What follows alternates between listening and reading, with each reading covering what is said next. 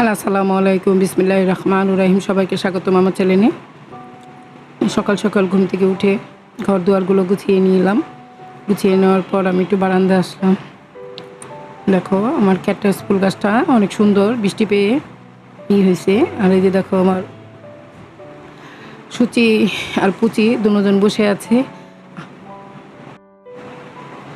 আর আয়াতে দাদা ঘুমিয়ে আছে এখনও। আমি ঘর দুয়ারগুলো সব গুছিয়ে নিয়েছি। এখন আমি চলে যাব রান্নাঘরে।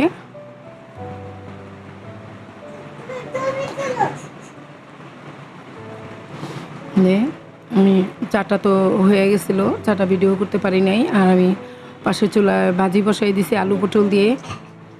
আর আটাটা গুলিয়ে নিব, এই জন্য আমি গরম পানি বসাই দিছি আর একটু সামান্য তেল দিয়ে দিয়েছি। তারপরে আমি আটাটা করে নিব। আর এই পাশের চুলায় আমি আলু পটল দিয়ে ভাজি করে নিব।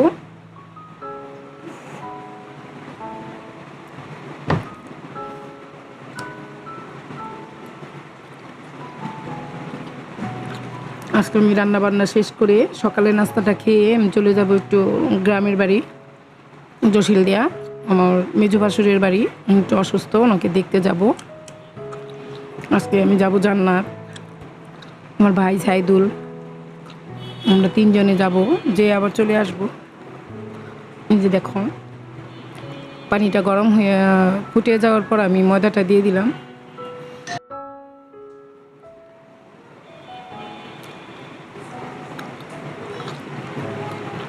আটাটা গুলিয়ে নিয়ে আবার একটু বারান্দায় আসছিলাম, হয়তো দাদা ডাকতেছিল দেখে আবার চলে গেছিলাম বারান্দা থেকে রান্নাঘরে।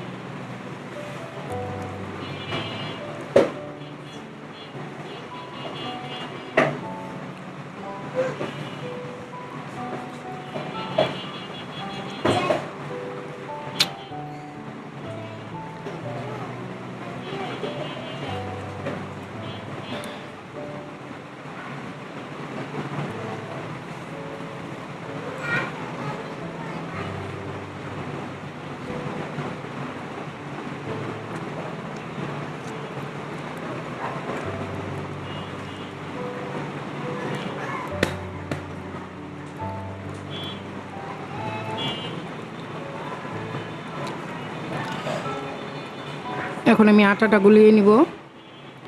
আটা গোলানোর পরে আমি সবজিটা ভাজিটা বসিয়ে দিয়েছি। চাটা তো আগেই হয়ে গেছে। রুটিগুলো আমি একসাথে ভেজে বানিয়ে নিয়েছি, দাঁড়িয়ে পারি না, কয়দিন যাবত শরীরটা খুবই অসুস্থ, এই জন্য করি নাই। এখন নাস্তাটা খেয়ে আমরা চলে যাব গ্রামে, জসিলদিয়া।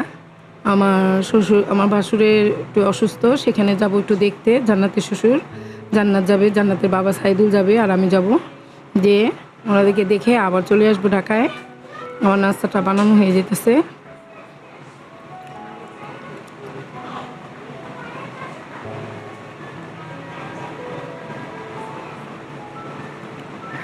রুটিটা ছাকা হয়ে গেল, আবার একটা দিয়ে দিলাম। রুটি বানানোর পর এই দেখো আমরা আসছি গ্রামে, ওখানে বাসায় ভিডিও করা হয় নাই। এই যে জসিলদিয়া এটা প্রজেক্টে। আর এই যে দেখো নাহিদ আর হলো হাবিব বসে আছে, আমরা একসাথে আসছিলাম। আর সামনে বসে আছে আমাদের ভাই, আমার ছোট ভাই সাইদুল। আমরা এখন আসতেছি বাস স্টেশনে, হাসিনার মোড়ে। এখান থেকে আমরা গাড়িতে উঠবো আর ওরা চলে যাবে ওদের বাড়িতে। সেটা হলো, ওদের বাসা হলো খৈরা, ওখানে যাইব। আর দেখো কি সুন্দর, তখন বিকেল 5টা বাজে আমরা যখন বের হই। ভিডিওগুলো খুবই ভালো লাগে, জসিলদিয়ার এই সিনগুলো খুব ভালো। আর এই যে এটা হলো মাওয়া যাইতে ঈদগার মাঠ, ওখান থেকে সামনে কিছুক্ষণ আগে বাড়লেই এটা চন্দের বাড়ি পরেই হাসিনার মোড়। আমি অনেকগুলো জায়গা খুবই ভালো লাগে, গাড়িতে বসে আমি এর জন্য ভিডিও করছিলাম।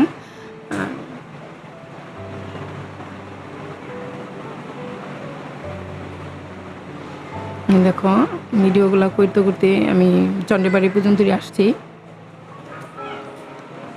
তো আবার যখন নেক্সট আমরা ঢাকায় যাব, গ্রামে যাব, তখন আমরা তোমাকে চন্ডীবাড়ি নেমে আমরা একটা চায়ের দোকান আছে, ওই চাটা খুব ফেমাস, ওই চায়ের দোকানে যেয়ে তোমাদের আমরা ভিডিও দিব। তো ঈদের পরে যেদিন আমরা গত সপ্তাহে গেছিলাম তখনই ভিডিওটা দেওয়ার কথা ছিল, তখন আমি ভিডিওটা করতে পারি নাই।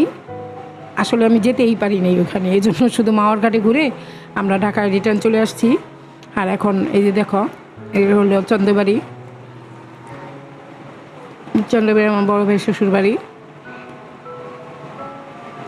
চন্দ্রবাড়ি মিষ্টির দোকান সামনে। আমরা এখানে প্রায়ই যাই, যখন গ্রামে যাই তখন এখানে যেতেই হয় আমাদের। আমরা এখানে যেয়ে চা খাই। নেক্সটে যখন যাব তখন আমরা তোমাদের চায়ের ভিডিওটা দেখাবো, চায়ের দোকানটা দেখাবো, ফেমাস একটা চা।